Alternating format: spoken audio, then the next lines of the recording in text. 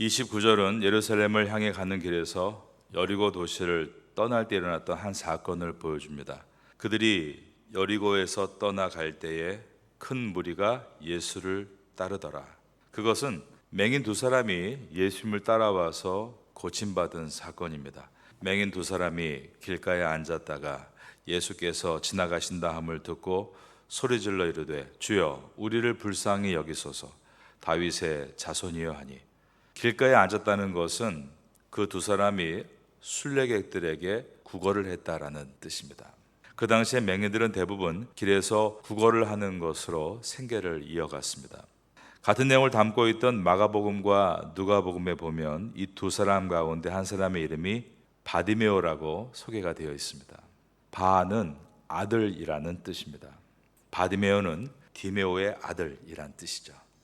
예수님께서 베드로를 부르실 때 바요나 시모나라고 하신 것을 우리가 기억합니다.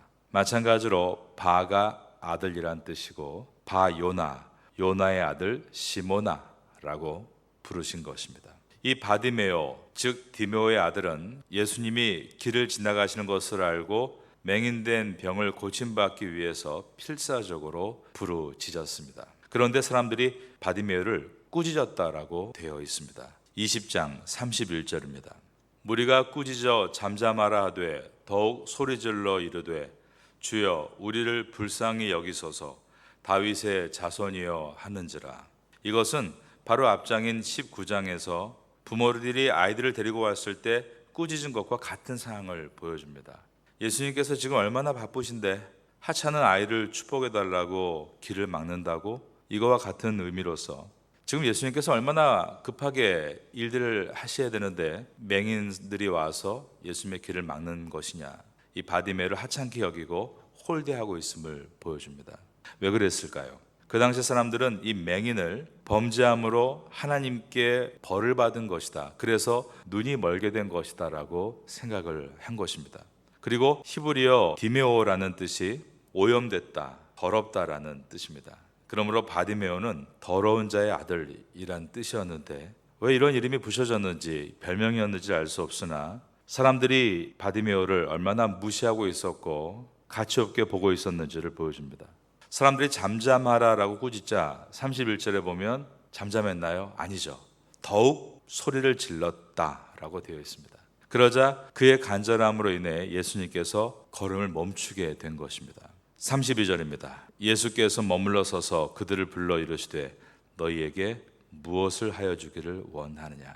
예수님의 발걸음을 머물게 한 이유가 바로 그들의 외침 때문이었습니다. 그들은 구합니다. 이르되 주여 우리의 눈뜨기를 원하나이다. 그래서 그 두 사람이 병을 고침받은 것입니다. 사복음서는 예수님이 병자를 어떻게 고치는가에 대해서 기록할 때 늘 공통적으로 강조하는 것이 있습니다. 그것은 바로 병자의 믿음입니다. 주님은 그의 병세를 보지 않고 그의 믿음을 보십니다. 그의 병의 크기를 보지 않고 그의 믿음의 크기를 보신다는 것입니다. 두 번째는 말씀이 보여주는 것이 있는데 그것이 바로 예수님의 사랑입니다. 예수님이 연약한 자를 얼마나 사랑하시는가를 보여주는 것입니다. 오늘 본문의 마지막 절인 34절을 보겠습니다. 여기 보니까 예수께서 불쌍히 여기사 그들의 눈을 만지시니 곧 보게 되어 그들이 예수를 따르니라. 예수님께서 가지신 약한 자에 대한 사랑을 보여주고 있습니다. 말씀으로만 고칠 수 있는 능력의 하나님이 직접 손으로 그의 눈을 대시며 만져주심으로 약한 자를 특별히 아끼신다는 것을 보여주시는 것입니다. 예수님께서 병자를 치료하시는 장면에서 세 번째로 강조하는 것은 병 고침을 받은 다음의 모습입니다. 34절을 다시 보겠습니다. 예수께서 불쌍히 여기사 그들의 눈을 만지시니, 그 다음 절을 따라해 보겠습니다. 곧 보게 되어 그들이 예수를 따르니라. 마태복음은 바로 앞에 있었던 영적으로 눈이 어두워서 예수님의 길을 따르지 않는 제자들과 대조를 시키고 있습니다. 여러분, 진정한 치유의 은혜는 믿음의 눈이 떠지고 사명의 길을 따라가는 것입니다. 즉 예수님을 따라가는 것이 진정한 치유입니다. 만일 우리가 정말 치유받았다, 그 증거는 우리가 예수님을 따르는 것에 있습니다. 우리가 스스로 말합니다. 나는 다 치유됐다. 나는 병이 나았다. 나는 어려운 경제 문제를 해결했다. 나는 좋은 직장을 얻었다.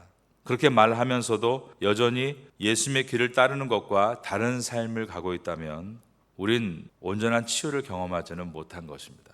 정말 치유를 경험하면 주님, 내 인생의 목적을 제가 발견했습니다. 주님을 따라가는 것이 제 전 인생의 목표가 됐습니다.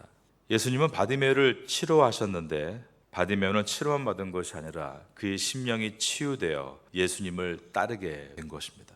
그는 병의 치료에서 끝나지 않고 온전한 치유를 경험하게 된 것입니다. 우리도 병의 문제나 경제의 문제나 안정의 문제가 있습니다. 그러나 그것을 구하고 그 치료를 받는 것으로 끝나지 않고 심령이 회복되어 주님의 길을 정말 믿고 따를 수 있는 진정한 치유를 경험해야 되는 줄로 믿습니다. 이러한 은혜가 마태복음을 통해 얻게 되시기를 예수님의 이름으로 축원합니다. 마지막 네 번째로 사복음서에서 병자를 치료하시는 내용에서 늘 강조하는 것이 있는데 그것은 간절한 기도에 대한 말씀입니다. 간절한 기도, 부르짖는 기도, 끈질긴 기도, 이것이 사복음서에서 병자가 낫는 내용에 항상 들어있는 부분들입니다. 사람들이 꾸짖어도 기도하고 거절을 당해도 기도하고 이와 같이 기도를 강조하고 있고 또한 주님은 그런 기도를 유도해 가신다는 것입니다. 우리도 이 두 명의 맹인과 같이 바디메오와 같이 간절함을 가지고 주 앞에 나아갈 때 우리의 믿음의 시력이 회복되기를 사모해야 하는 줄로 믿습니다. 우리가 하나님 안에서 바디메오처럼 내 인생의 이름이 좋지 않습니다. 디메오입니다. 그리고 나에게 여러 가지 어려움과 질병이 있습니다. 그러나 그 어떠한 영혼이 그리스도를 만났을 때 치료되는 것을 끝나지 않고 치유가 되어 인생의 온전한 목적을 발견하는 것처럼 우리가 우리 안에 있는 어려움이 내 인생의 목적을 발견할 수 있는 기회가 될 수 있다면 우리는 지금 축복의 길을 걸어가고 있는 과정에 있습니다. 마태복음 속에서 나의 길이 축복의 길임을 기억하고 그 은혜를 기대할 수 있는 성도가 될 수 있기를 마지막으로 예수님의 이름으로 축원합니다.